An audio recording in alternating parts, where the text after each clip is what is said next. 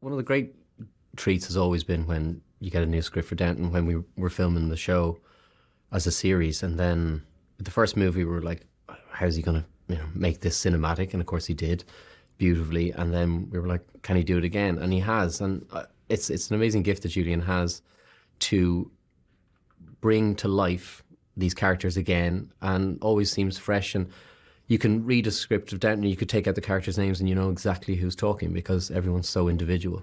So it was great to see how he reimagined Downton and made it fresh again. And we have, the idea of the new world colliding with, the traditions. We have that in relation to the film that comes in, the film within the film. And then again, the Crawleys out of their comfort zone in the south of France. So I was delighted with the story, and Julian's always been very kind to my character, to Tom, and to me as an actor. He's been very, very gracious. So I love what happens to Tom and his journey, and it definitely feels like this is a completion of Tom's story too. The movie opens with Tom finding happiness again with Lucy Smith, and it was a lovely kind of button at the end of the last movie, was Tom and Lucy dancing outside on their own away from the royalty and all the pomp and ceremony, and it picks up with the very happy occasion of Tom and Lucy's wedding. So that was wonderful to shoot as well, and I had my 40th birthday on the day I got married in the show, which was fun. Tom Branson arrived in Downton as the chauffeur in the first series, and originally only hired for 3 episodes, but delighted to say that he's still around and in the movie, and in this movie too, in the 2 movies. So he arrived as the chauffeur, fell in love with the youngest daughter, Sybil Crawley, eloped, ran away to Ireland, came back, got chased out of Ireland. Wife died, stays in the house, has to stay in the house, becomes estate manager, starts to run the estate against his own will, really. He doesn't really want to be there. He doesn't really agree with the class system. He's a socialist.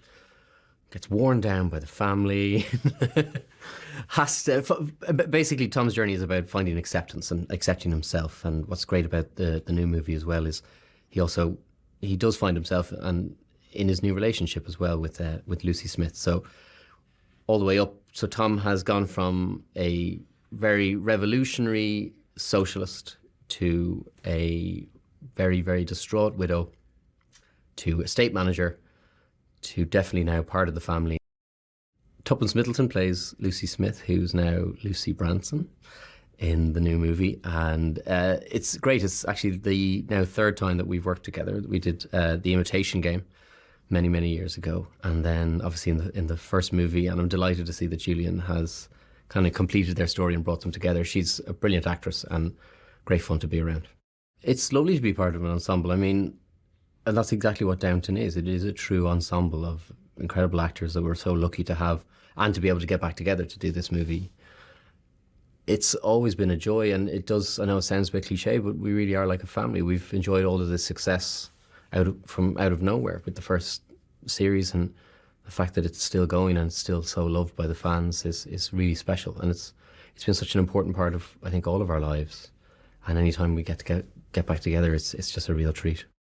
Downton itself, just as a show, has been a great gift. But then any time that you get to work with a true cinematic legend like Maggie is a gift. And she's always been so kind and very gracious and giving as an actor to all of us, I think. And every day's a school day. I always say that, but it really is. You watch Maggie work and it's a joy. I'd happily, not get paid. Don't tell Carnival or Focus, but I would happily be on set with her every day and just watching how she kind of works. And then that character has now become so kind of symbolic of her within her career. And it's a testament to who she is as an actor. She's created someone who, on the page, is written as quite a vile person, but you can't help but love her.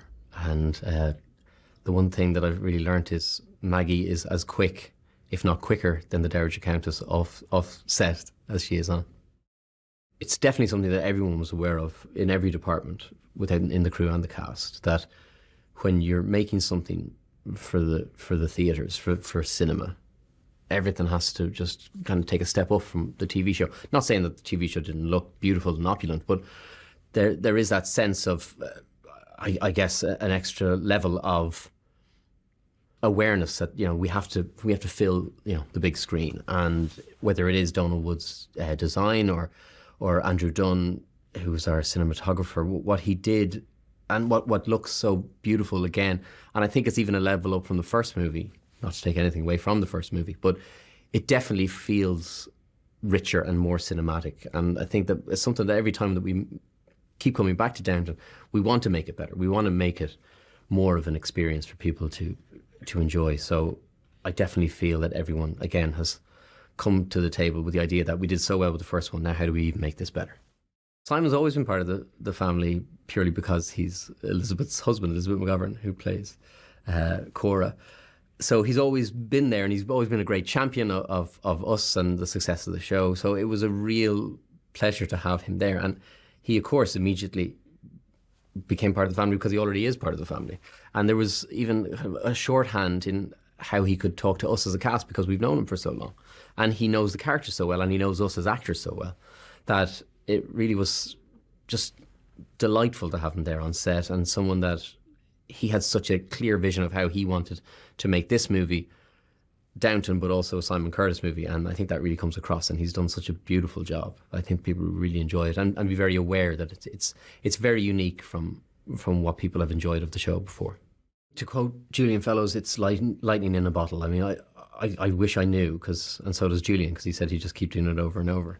I think we were so lucky, and I was so lucky to be part of this cast, but to get the calibre of actors that we did with that high level of story writing as well, and the fact that he is so precise in how he writes these characters, that there's something for everyone to love in this show and hate and to get invested in. And I always find that amazing that even, especially during the pandemic, people getting in touch via social media or even just writing letters, that it seems to be something that it's also generational, that people can enjoy, whether they're 11 years old or they're 90. People really kind of warm to Tom as a character, I think, because, as Julian has said before, he's kind of the tour guide within Downton, because he's discovering this world in the same way that the audience are too.